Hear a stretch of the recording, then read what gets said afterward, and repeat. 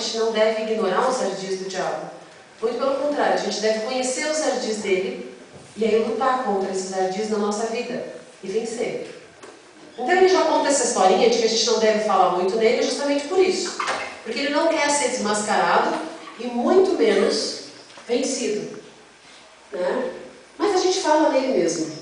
Não para dar honra para ele, porque isso não tem nenhuma, mas para desmascarar ele e nos dar a possibilidade, então, de vencer essa dualidade.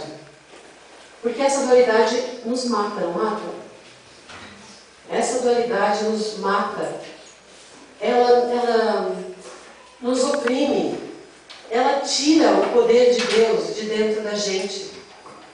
Ela abafa o poder de Deus dentro da gente. Às vezes a gente tem uma vida medíocre, uma vida infeliz, porque está preso por essa dualidade. E isso não é uma coisa que está fora, isso é algo que está dentro da gente, que está dentro da mente. Né? Às vezes a gente conversa com as pessoas dizem, meu coração diz uma coisa, mas a minha mente diz outra. Isso é dualidade. Quando tu tem vontade de fazer uma coisa, mas parece que tem algo dentro de ti que te freia, que te segura, que te impede de fazer isso. E, na verdade, o mais triste disso é quando a gente acredita nisso. Né? A gente sempre fala disso aqui. Se vocês olharem bem direitinho, todo domingo de amor é falado dessa dualidade. Todo domingo de amor é denunciada essa força contrária que luta tanto contra nós. E por que essa força luta tanto? Você imaginou a hora que cada um de nós aqui for livre? O que nós vamos fazer nesse mundo? O estrago para Deus que a gente vai fazer nesse mundo? Resgatar os cativos, tirar os cativos da mão do diabo, a partir do momento em que a gente sai da mão do diabo. Por isso que ele luta tanto. Mas é por isso que a gente fala tanto, justamente para denunciar ele. Né? Um dia eu estava indo para Florianópolis, estava sozinha, dirigindo sozinha, e estava já quase escurecendo assim, daí começou a chover. E eu dirigindo na boa, normal. Daí veio uma coisa assim, tu não vai ficar com medo? Tu está sozinha? Tu está dirigindo sozinha? Está anoitecendo? E está começando a chover agora? Tu não vai ficar com medo? Quando a gente começa a ficar um pouquinho mais esperto, a gente começa a identificar que essa voz é do diabo.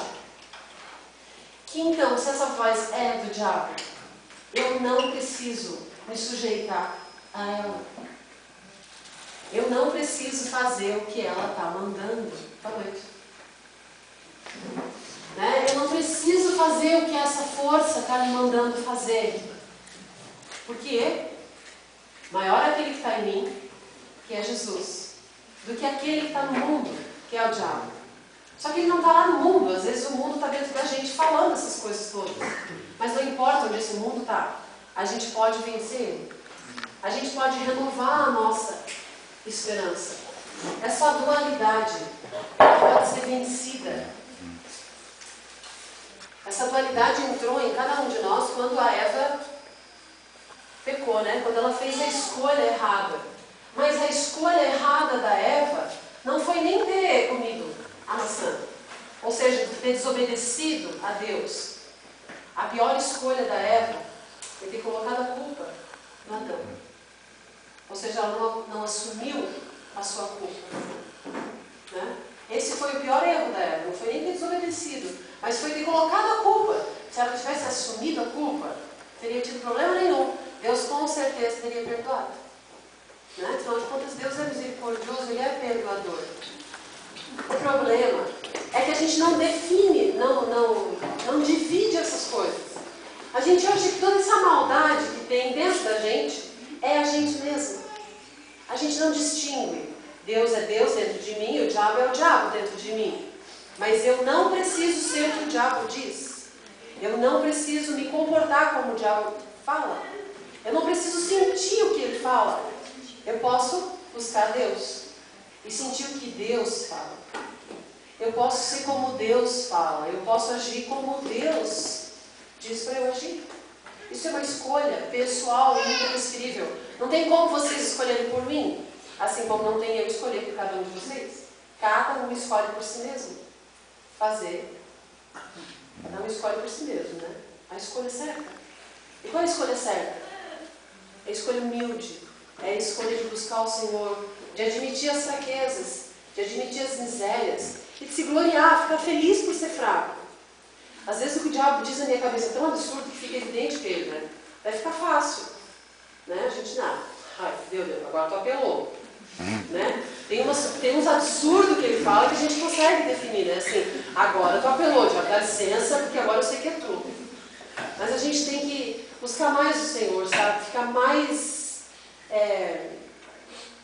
esperto nisso, assim, ficar com um sentido mais apurado. E daí a menor coisa que a gente ouvir na nossa cabeça, a gente vai ter discernimento, né, para então definir se é de Deus ou se é do diabo. E se for do diabo, a gente não precisa seguir. Mas a carne é fraca, né? O espírito está pronto, mas a carne é fraca. Daí o diabo fala, às vezes a gente até identifica que é o diabo e cai no que ele fala. Não acontece assim? Comigo acontece. Daí o que acontece? O mal que eu não quero, eu acabo fazendo. E o bem que eu quero fazer, nem sempre eu consigo fazer, não é assim? Qualquer um que eu botasse aqui estaria falando isso, né? É assim, não é? Isso acontece com cada um de nós. Então, a gente, mesmo quando a gente faz o mal que não queria fazer, o que importa nisso tudo? Será que é o erro que eu cometi? Ou o que eu vou fazer com esse erro? Alguém aqui está isento de fraqueza? Tem alguém aqui que não tem fraqueza? Não, pelo amor de Deus, levanta a mão. Por favor. E me ensina como é que faz para não ter fraqueza. Como é que faz para não errar? Como é que faz para não ter fraqueza? Existe isso? Não, né? Entre nós, réis mortais, isso não existe. Então, o problema não está em errar. O problema não está em ter essa dualidade. O problema não está em ter fraqueza. O problema está em esconder essa dualidade. O problema está em assumir a identidade dessa dualidade. Dessa parte mais negativa, assim. O problema está em não assumir isso. Em não mostrar, em não tirar a máscara e dizer, olha, eu penso isso e aquilo. Eu faço assim, assim, assado. Eu deixei de fazer isso e aquilo que eu tinha que ter feito. O problema está nessa atitude que muitas vezes a gente tem. E enquanto a gente esconde, o que acontece? Imagina um pedaço de carne guardado. O que vai acontecer? Vai apodrecer, vai catingar, vai feder, vai complicar. Né? Mais ou menos assim que acontece quando a gente esconde as nossas fraquezas. Se a gente aprendesse a ser sincero, se a gente tivesse a coragem de ser sincero, de admitir as nossas fraquezas, a gente tomava da mão do diabo as nossas fraquezas, entregava na mão de Jesus as nossas fraquezas. E aí Jesus ia nos capacitando a vencer fraqueza por fraqueza. E aí a gente ia encontrar amor e a misericórdia de Deus. E isso ia nos trazer a cura e a libertação. E todos os frutos do Espírito de Deus junto, né? A felicidade, a paz, o gozo, a bondade, a longanimidade, a temperança. Temperança, sabe o que é temperança? Controle. Controle. Mulherada aqui, a maioria quer fazer regime. Segunda-feira a gente começa, né? Qual segunda-feira? Qual? Porque a gente sempre começa na segunda-feira e nunca chega essa segunda-feira. Né? E aí, meu Deus, consegue um dia, dois, o terceiro, já cai. Daí, porque caiu, desanima. E não volta a lutar de novo. Já convence que tem uma fracassada, um fracassado. E que não adianta mesmo. Tá vendo? É assim.